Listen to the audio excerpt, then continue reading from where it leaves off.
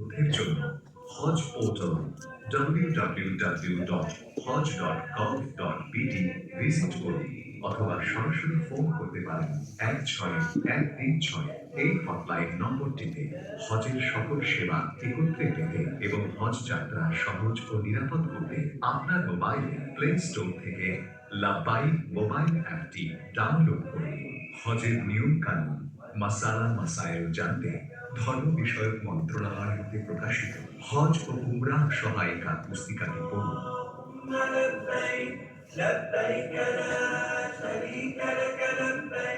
নিবন্ধনের পর আপনি বায়োমেট্রিক সম্পন্ন করুন।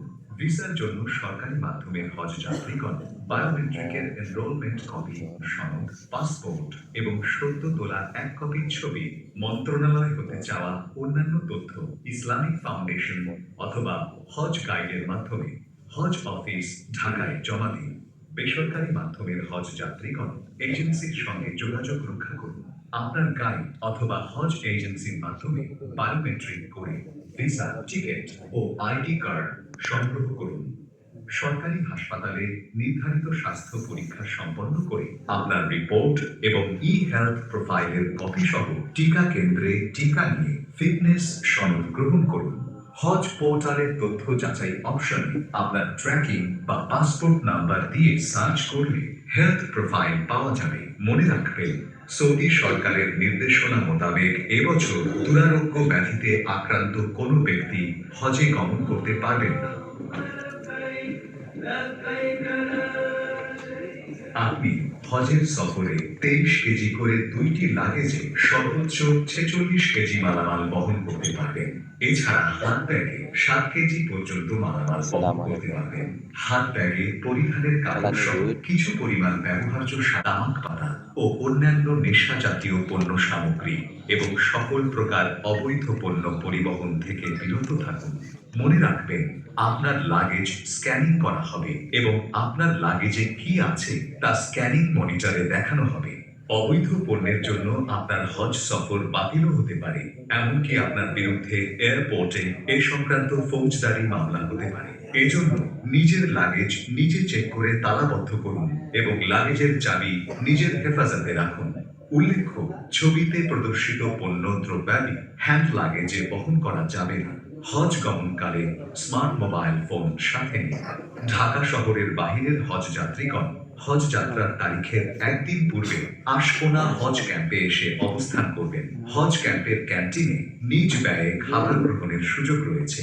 যে সকল হজ যাত্রী সরাসরি মক্কা আল মুকাররমা গমন করবে তাদের বিমানে ওঠার 6 ঘন্টা পূর্বে ইহরাম করা উত্তম। অন্যথায় ইহরাম করতে সমস্যা হতে পারে। যারা সরাসরি মদিনা শরীফে যাবেন তারা মদিনা থেকে মক্কা যাওয়ার আগে ইহরাম করবেন। মনে রাখবেন, passport, visa, ticket, ID card এসব চেক করে নিজের কাছে রাখুন। ঢাকা শহরের হজ যাত্রীগণ ফ্লাইট ছাড়ার 6 ঘন্টা পূর্বে আশকোনা হজ ক্যাম্পে আসুন। নির্দিষ্ট কাউন্টার থেকে লাগেজ শনাক্তকরণ ট্যাগ বা RFID ট্যাগ সংগ্রহ করে আপনার লাগেজে লাগিয়ে বুকিং এবং ইমিগ্রেশন সম্পন্ন করুন। ইমিগ্রেশন কাউন্টারে আপনার পাসপোর্ট, ভিসা, টিকিট দেখাতে হবে। ঢাকা হজ ক্যাম্পে বাংলাদেশ পর্বের ইমিগ্রেশন সম্পন্ন করার পর ঢাকা হযরত শাহ জালাল বিমানবন্দর হতে নির্দিষ্ট কাউন্টারে রোড টু মক্কা সার্ভিসের আওতায় সৌদি আরবের প্রি অ্যারাইভাল ইমিগ্রেশন সম্পন্ন করে বিমানে আরোহণ করুন। বিমানে ওঠার সময় তাড়াহুড়া না করে ধৈর্য ধরে ফ্লাইটে উঠুন। ফ্লাইটে উঠে আপনার নির্দিষ্ট সিটে গিয়ে বসুন। আপনার সিট নাম্বার বোর্ডিং কার্ড বা টিকেটে দেখতে পারবেন। আপনার হ্যান্ড ব্যাগ সাবধানে নির্ধারিত লকারে রাখুন। বিমান টেক অফ বা ছাড়ার পূর্বে কেবিন ক্রু কিছু নিয়ম কানুন বলবে। মনোযোগ সহকারে নিয়মগুলো শুনুন এবং তা পালন করুন। মনে রাখবেন, সিট বেল্ট সিগন্যাল বাঁধার সংকেত জ্বলে উঠলে সিট বেল্ট বাঁধুন এবং বন্ধ না হওয়া পর্যন্ত সিট বেল্ট খুলবেন না। নির্দিষ্ট উচ্চতায় বিমান ওঠার পর এই সিট বেল্ট বাঁধার সংকেত বন্ধ হয়ে যাবে। কেবিন ক্রু খাবার সরবরাহ করবে। সিটে বসে সতর্কতার সঙ্গে খেয়ে নিন। বিমানে যাত্রী সংখ্যার তুলনায় টয়লেটের সংখ্যা সীমিত। টয়লেটের ভেতর কেউ আছেন কিনা তা টয়লেটের সামনে লাল ও সবুজ বাতির সাহায্যে স্বয়ংক্রিয়ভাবে প্রদর্শন করা হয়। প্রয়োজনে টয়লেট ব্যবহারে কেবিন ক্রুর সহযোগিতা নিন।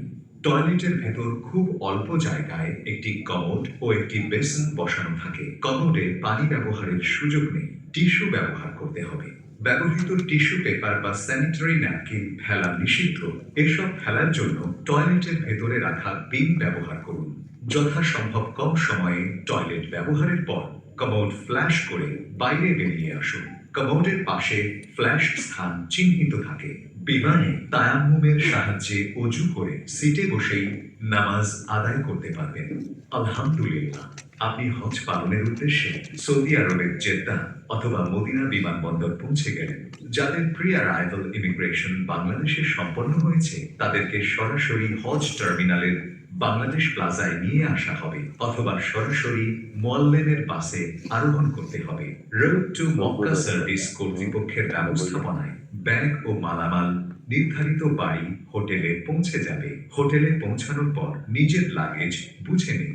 যারা সিলেট ও চট্টগ্রাম থেকে সৌদি আরব যাবেন তাদের জেদ্দা বা মদিনা এয়ারপোর্টে ইমিগ্রেশন সম্পন্ন হবে এবং নিজ নিজ ব্যাগ ও মালামাল ইমিগ্রেশন এরিয়া থেকে সংগ্রহ করতে হবে। কোনো কারণে লাগেজ না পেলে এজেন্সি অথবা হজ মিশনকে অবহিত করুন। আলহামদুলিল্লাহ, আপনি হজ পালনের উদ্দেশ্যে সৌদি আরবে পৌঁছেছেন। إن الحمد والنعمة لك